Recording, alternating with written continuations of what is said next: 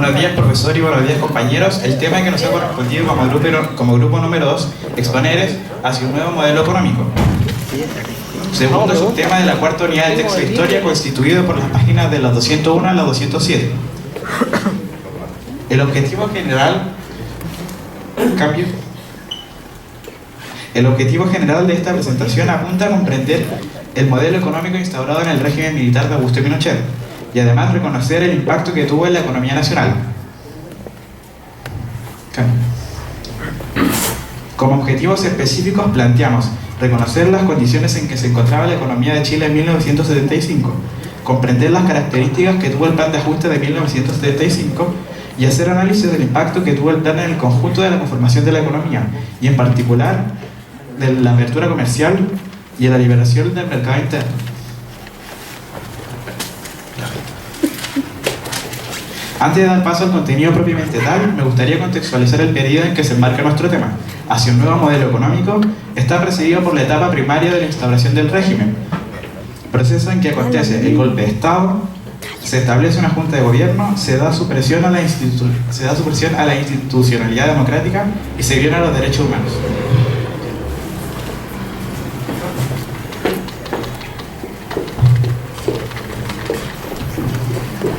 Tras el golpe de Estado de 1973, los militares se dividieron en dos sectores con diferentes posturas respecto de cómo debía organizarse la economía chilena. La predominancia de ambos sectores marcó las dos primeras etapas de la política económica del régimen militar, todo esto en un contexto de crisis inflacionaria.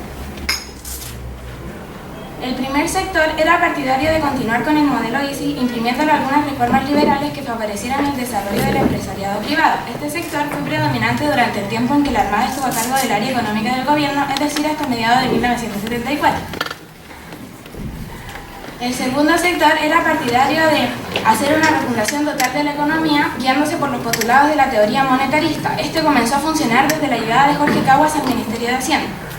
Frente a esto, la Junta de Gobierno realizó ciertas medidas con el objetivo de restablecer los equilibrios macroeconómicos y favorecer el dinamismo del mercado interno. Para esto se devaluó el tipo de cambio, se liberalizaron los precios y se congelaron las remuneraciones. Además, se tomaron otras medidas para sanear las bases del aparato productivo,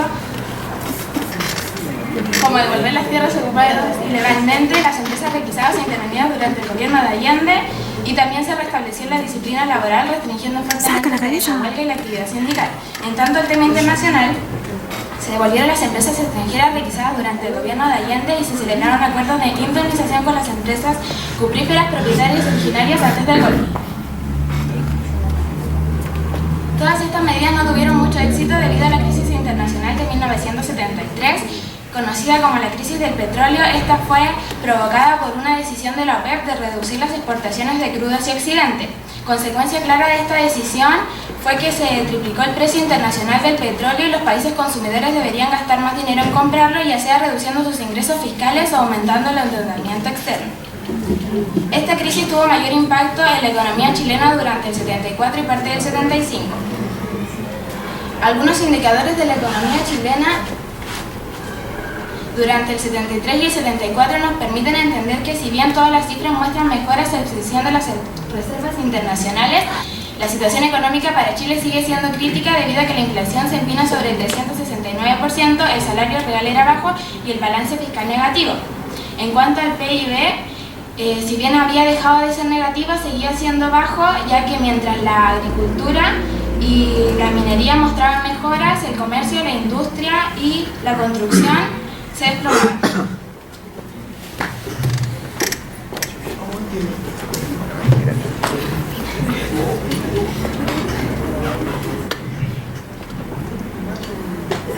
Bueno, yo le voy a hablar del ladrillo, que son las bases para una nueva política económica de Chile.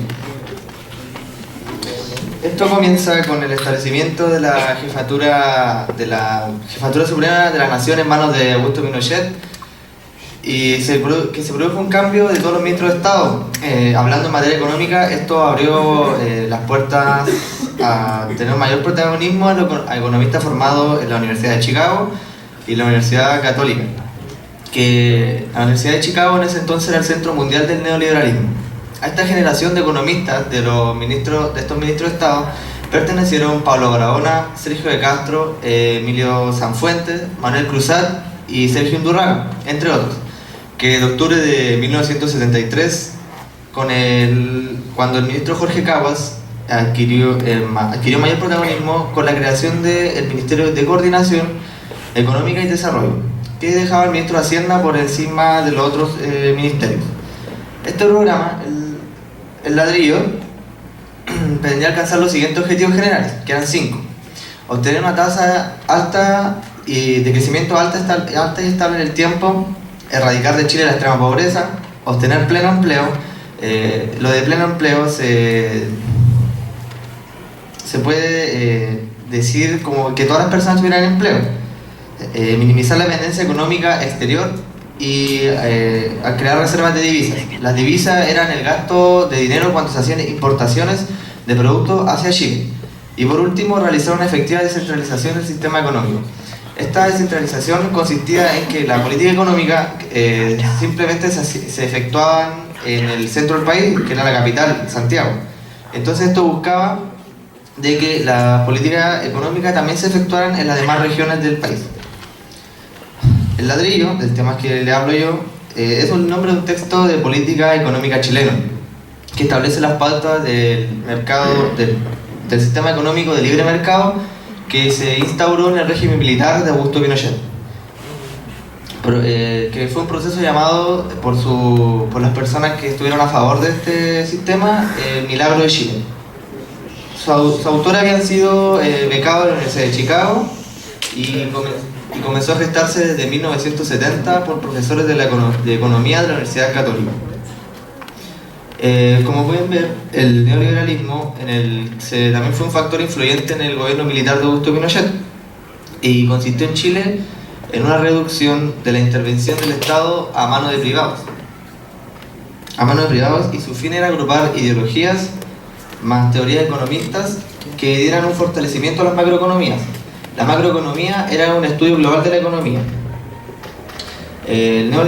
Como pueden ver ahí, son dos banderas que representan a Estados Unidos y la otra Austria, que es donde proviene el neoliberalismo y empezó a gestarse acá en Chile desde 1956 con un convenio entre la Universidad Católica y la Universidad de Chicago.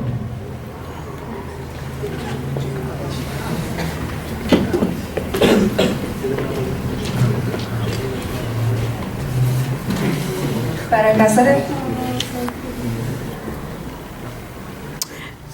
alcanzar estos objetivos que decía mi compañero, desde 1975 se implementaron 4 pilares fundamentales. El primero era la descentralización económica del Estado, que era un modelo que postulaba el mercado y sería la principal instancia para asignación de los recursos. Esta perspectiva del impacto principal de los estados de subsidios, que quería decir que el estado principal es la economía que debe garantizar la libertad de los ciudadanos. Después, apertura del comercio exterior, mediante la rebaja generalizada de los aranceles a nivel del 30%, como un objetivo inicial al cual apareja con todos los productos la eliminación de las prohibiciones de importar de aquellos productos que afectaban a las corporaciones. Después, liberalización de los precios. Eliminaban los controles de los precios que se había establecido entre la economía de las industrias. Después, el control de la inflación. Mediante el control de la remuneración pública, redució el gasto fiscal y cambios positivos para aumentar los recursos del fisco. Como podemos ver a simple vista, todos los indicadores nos muestran una clara mejoría, excepto el balance fiscal. Aquí yo veré y explicaré cada indicador y primero partiré con el PIB. El PIB es la medida macroeconómica de expresar el valor monetario de los bienes y servicios de la demanda final de un país. Como podemos ver, en 1975 el resultado fue negativo. Esto fue debido a que la industria se desplomó un 25% en aquella época, lo que arrastró a la minería y al carbón. Siguiente. Pero desde 1976 en adelante se fueron observando mejores cambios económicos, especialmente en 1977 y en 1980. En cuanto al salario real, que es el salario expresado en medios de vida que dispone el trabajador, es decir, la cantidad de productos de consumo que puede llegar a comprar, fue ascendiendo hasta alcanzar los 65,6% en 1978. Es una cifra baja, pero indicaba que ya la economía en esa época se estaba recuperando. Si a su vez vemos la inflación anual, que en 1975 partió con un 343% a un 9,5% en 1981, podemos hablar de una clara mejoría, ya que en estas dos cifras se puede apreciar una gran diferencia. En cuanto al balance fiscal, donde su objetivo fundamental es medir las necesidades de financiamiento, mostraba una situación irregular, puesto que a pesar de que se redujo el gasto del Estado, los ingresos del Estado no aumentaban, salvo después de 1979, en donde se puede percibir debido a los aranceles aduaneros. En cuanto a las cuentas internacionales, como las reservas internas y la deuda externa, se puede apreciar una gran mejoría, sobre todo desde 1976 en adelante, y esto en parte a la privatización de la deuda externa nacional, por la demanda de créditos internacionales, aumentando la fijación de 39 pesos el dólar. Esto hizo que la deuda privada pasara de un 5,65% a un 23,72% en 1981, casi duplicando la deuda del Estado. En síntesis, esta tabla nos sirve para medir todo lo que fue el resultado de 1975, que en los primeros años tuvo algunos resultados negativos, pero que al paso del tiempo esto fue incrementando su valor y se pudo percibir de una manera en que la economía se estaba recuperando.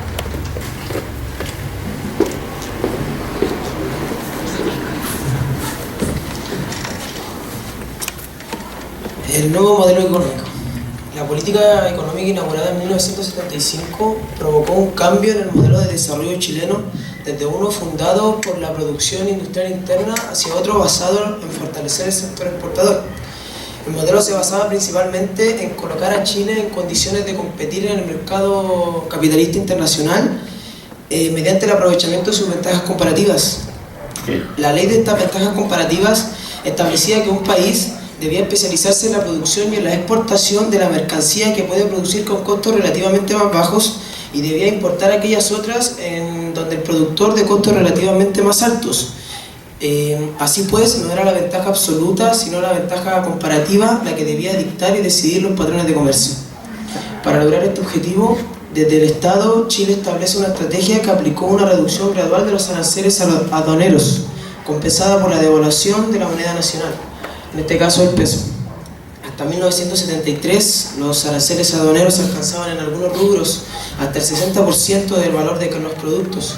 Esto significaba que para ingresar estos bienes en el mercado interno, los importadores debían pagar un impuesto del 60% del valor de cada mercancía, lo que encarecía de igual manera la producción en el mercado interno. De esta forma se buscó proteger de la competencia internacional a los productores nacionales y al mismo tiempo inducir a los consumidores locales a consumir productos más baratos. Esta lógica de comercio exterior se denominó proteccionista porque buscó proteger siempre el mercado interno. Desde 1975 se cambió la lógica. Las tasas aduaneras comenzaron a bajar gradualmente hasta un 30% en 1977 y un 10% en promedio en 1979. El impacto de estas medidas afectaba directamente a las empresas sustituidoras nacionales, ya que las menores tasas las obligaban a competir en los mercados nacionales en condiciones muy similares de precios con los productos internacionales.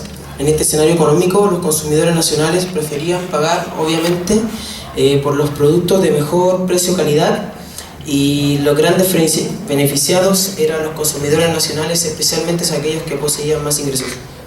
De este modo, se buscó que los productores nacionales se adaptaran a las condiciones de la competencia internacional, de tal forma que si los productores nacionales lograban competir en el mercado interno de estas condiciones, también lo harían en el externo, transformándose en grandes exportadores. Estos empresarios podían aumentar y diversificar las exportaciones nacionales, aumentando también el retorno de divisas al país. Si aumentan las exportaciones, más dinero internacional ingresaba a Chile. Sin embargo, los resultados inmediatos provocaron el desplome de la industria en 1975 con la caída del 25% sectorial, lo que llevó a modificar otros mecanismos económicos para salvaguardar la economía interna. El mecanismo escogido fue la devaluación de la moneda nacional, que en 1976 el Banco Central devaluó en un 10% el peso, con lo que se pretendía beneficiar a los productores locales, pero sobre todo a los exportadores, ya que necesitaban más pesos para comprar divisas, por lo que al transformarse en pesos las divisas pasaban a ingresar como exportaciones y aumentaba la cantidad de estos. Los efectos a corto plazo de este plan demostraron que algunos sectores de la economía se adaptaron más rápidos que otros al nuevo modelo implementado.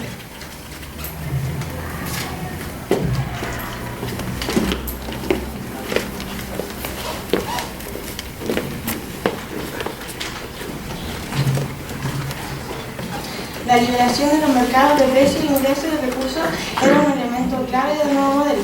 Para lograr la liberación de precios e ingresos, se eliminaron los controles de precios, se restringieron los reajustes salariales de la administración pública. Se desincentivó seriamente la actividad sindical. Todas estas reformas, más aún, las afectaban al mundo obrero. Se realizaron en un contexto de fuertes restricciones políticas, se desactivaron cualquier manifestación o movilización de rechazo proveniente del sector obrero. El régimen, en tanto, pretendía desarrollar una privatización a gran escala, es decir, la gran venta de las empresas que estaban en el poder del Estado a los privados.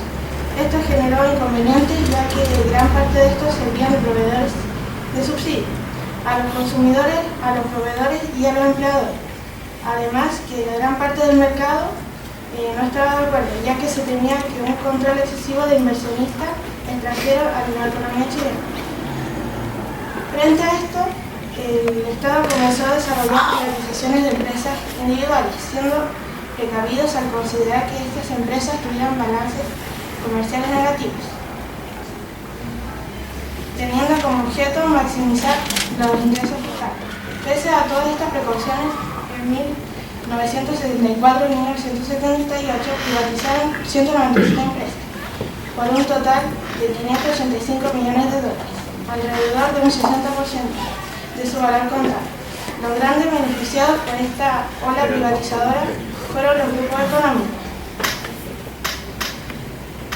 Todas estas reformas y medidas se fundaban en la creencia de las nuevas autoridades económicas que el Estado era administrador ineficiente y por ello se le debía aminorar su rol en la actividad económica y se debía privilegiar el protagonismo de los privados.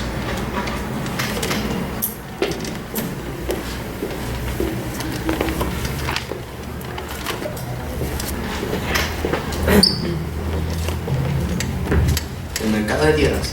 El mercado de tierras era un aspecto central en la política de liberación que fue impulsada en 1975 hacia adelante en el régimen militar.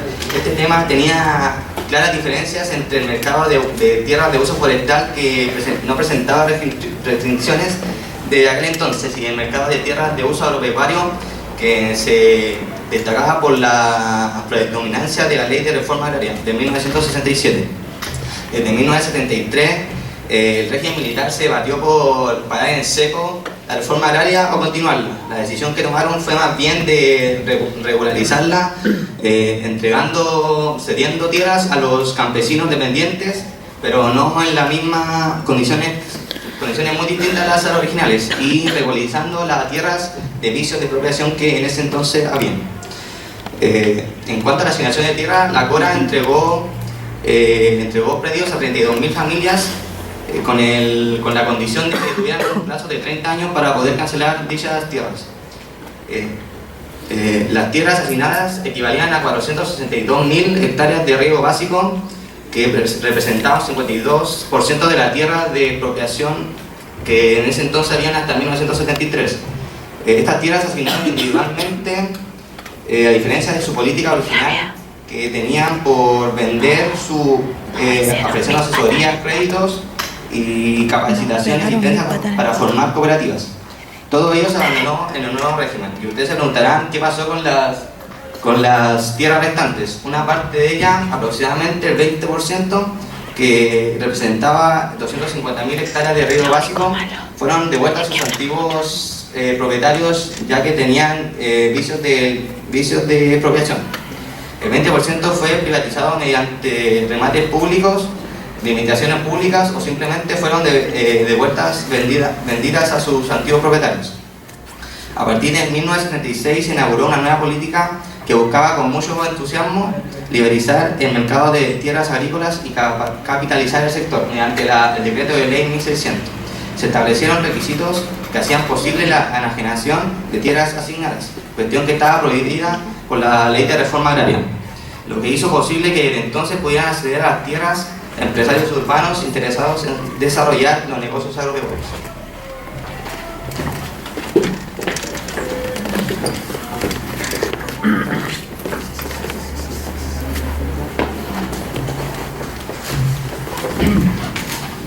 El desarrollo agroindustrial.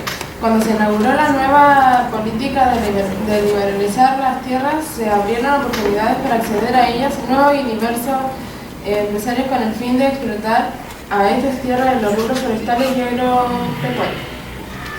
En el mercado forestal, ya en el año 1980, 3 grupos económicos controlaban por lo menos el 70% de las tierras forestales. El mercado agropecuario lo manejaba la mayor parte de los hacendados tradicionales y un grupo de nuevos empresarios. Este negocio contaba con no más de 90 empresas en Chile. Existió un grupo de empresarios que encabezaron la modernización capitalista de la agricultura. Había un grupo de empresarios tradicionales y otro de nuevos empresarios. 3 empresas agroindustriales, embaladoras, seleccionaban y envolvían mercadería para transporte, frigorífica, trabajo de ganadería y cultura para exportación de requerimientos de condición de conservación. Agroindustrias, empresas que trabajan desde su materia prima hasta la producción del producto. El desarrollo agroindustrial tuvo un fuerte impacto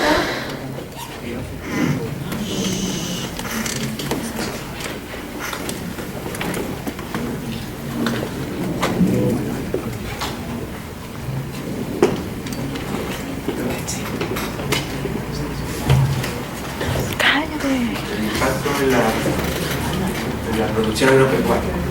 El desarrollo agroindustrial tuvo un impacto en la producción agropecuaria. Activó aquellas áreas que presentan ventaja corporativa y disminuyó aquellas que no lo tenían. En 1974 y 1982, la agricultura presentó tasas moderadas de crecimiento en comparación a los años anteriores, tan solo un 2%. El promedio anual, apenas superior al 1,8% entre los años 1965 y 1973, pero con una gran variedad de distintos rubros. El sector más dinámico fue el de la fruticultura, como la manzana, durazno y nectarines, que tuvo un crecimiento del 10%. Luego seguido por las carnes de ave y vinos, con un 9%.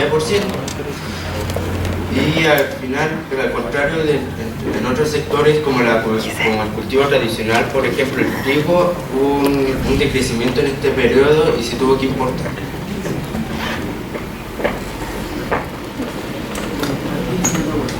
Aquí podemos mostrar en la tabla cómo se pudo ir decayendo, como los cultivos anuales empezaron a decaer desde 1974 a 1982. En cambio, los productos pecuarios se estuvo manteniendo así. La hortaliza tuvo un pequeño defecto en 1980, pero se recuperó en 1982. En cambio, los sectores frutales y los vinos empezaron a crecer desde 1974 hasta 1982. Hubo un constante crecimiento.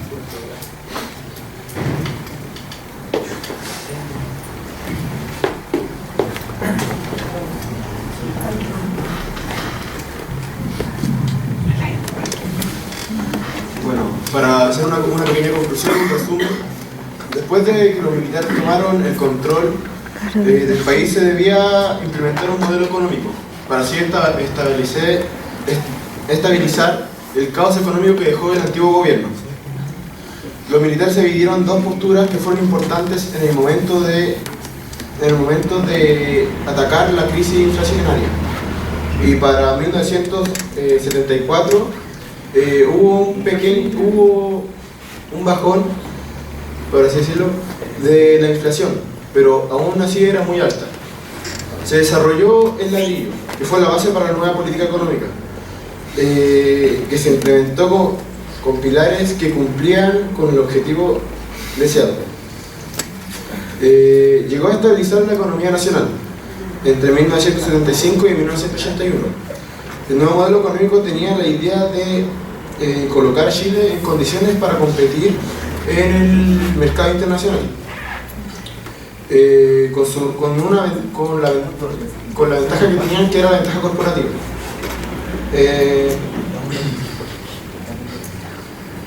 Lo cual usó estrategias y un plan.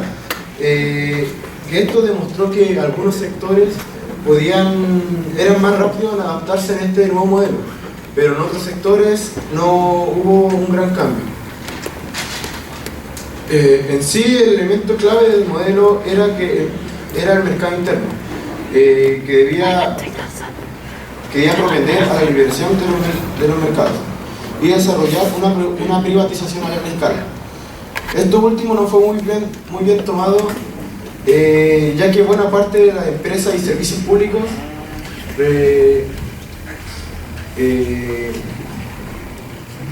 servían a los proveedores de su vecino. ¿No parece pequeño problema? Bueno, en resumen, terminando con esto, el nuevo modelo económico ayudó en buena forma al país. Fue incrementando y estabilizando el modelo económico después del antiguo gobierno de Allende. Fue muy bueno se tomó muy bien este modelo económico, pero en sí el Estado era incapaz de tomar todo el control, ya que además de alto hubieron muchas bajas en todo este modelo económico. Después de... Era mucho. Gracias por su atención. Pero se leyeron.